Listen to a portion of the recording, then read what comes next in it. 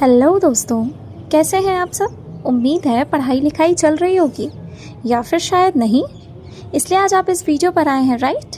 चलिए सच सच बताइए, जब भी आप कैलेंडर पर तारीख देखते हैं धड़कनें तेज़ हो जाती है ना।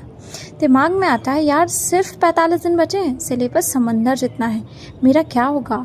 क्या मैं सच में नेट निकाल पाऊंगा या इस बार भी फॉर्म के पैसे बर्बाद होने वाले हैं। देखो यार, सबसे पहले तो एक गहरी सांस लो। जो डर तुम्हें लग रहा है ना, वो इस देश में नेट का फॉर्म भरने वाले हर दूसरे बच्चे को लग रहा है। तुम कोई एलियन नहीं हो। लेकिन आज मैं यहाँ तुम्हें कोई किताबी ज्ञान देने नहीं आई हूँ।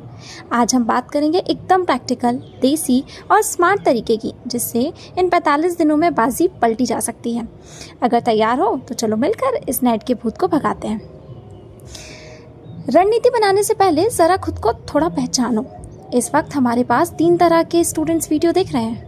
आप बताइएगा आप कौन सी कैटेगरी के हैं। पहली कैटेगरी के बच्चे वे हैं जो पिछले 6 महीने से पढ़ रहे हैं, लेकिन आज उनसे पूछो कि पहली यूनिट में क्या था तो कहते हैं दीदी सब सफाचट, लग रहा है कुछ याद ही नहीं है।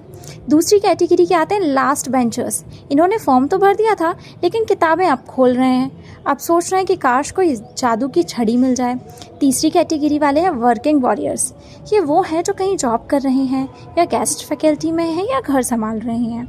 पढ़ने का तो बहुत मन है पर टाइम की भयंकर कमी है। सुनो, तुम चाहे जिस भी कैटेगरी में हो, रास्ता सबके लिए है। 45 दिन बहुत होते हैं अगर तुम सही जगह पर हथौड़ा मारो। अब आते हैं सबसे बड़े विलन पर, जो है सिलेबस। जब हम पेपर 1 और पेपर 2 का सिलेबस देखते हैं तो ऐसा लगता है कि पूरा ब्रह्मांड इसी में समा गया है। लेकिन रुक जाओ, एग्जामिनर बेवकूफ़ नहीं है और तुम्हें भी बेवकूफ़ी नहीं करनी है। तुम्हें पूरा समुंदर नहीं पीना है, तुम्हें सिर्फ वो कुआं ढूंढना है जहाँ मीठा पानी मिलता है। चलो थोड़ा डिकोड करते हैं। पेपर 1 का फंडा, इसमें 10 यूनिट्स हैं। कुछ यूनिट्स ऐसी हैं जो पूरी तरह लॉजिकल हैं और पूरे नंबर देती हैं, जैसे डेटा इंटरप्रिटेशन है, मैथमेटिकल है, रीजनिंग है।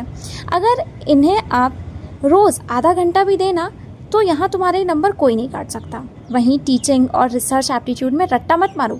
खुद को एक प्रोफेसर की जगह रखकर सोचो कि अगर मैं क्लास में होता तो क्या करता। आंसर खुद ब खुद मिल जाएगा। अब बात करते हैं पेपर 2 की।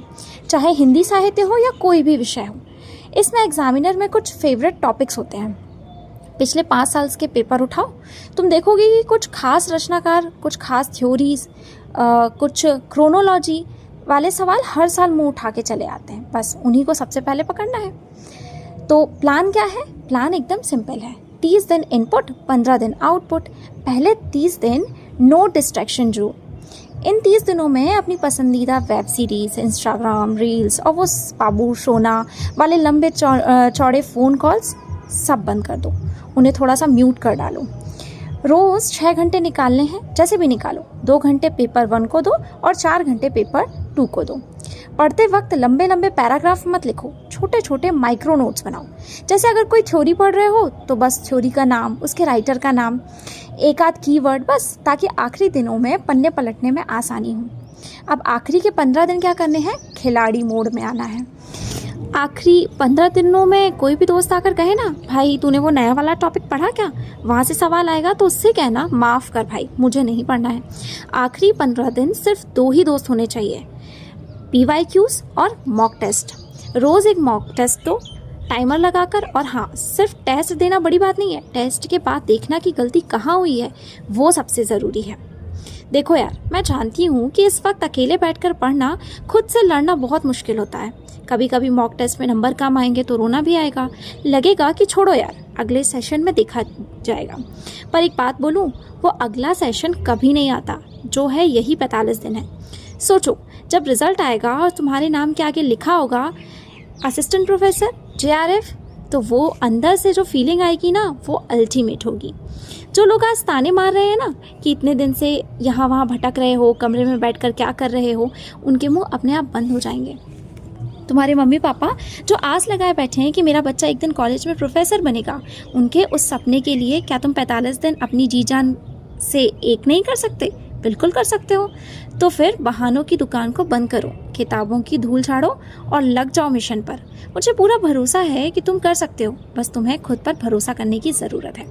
इस वीडियो ने अगर तुम्हारे अंदर थोड़ी सी भी आग लगाई है ना, तो कमेंट ज़रूर करना। वीडियो को अपने दोस्तों के साथ शेयर करो जो डर के मारे हाथ पैर फुलाए बैठे हैं, लाइक और सब्सक्राइब तो तुम कर ही दोगे। मिलते हैं अगले वीडियो में। Thank you and all the very best.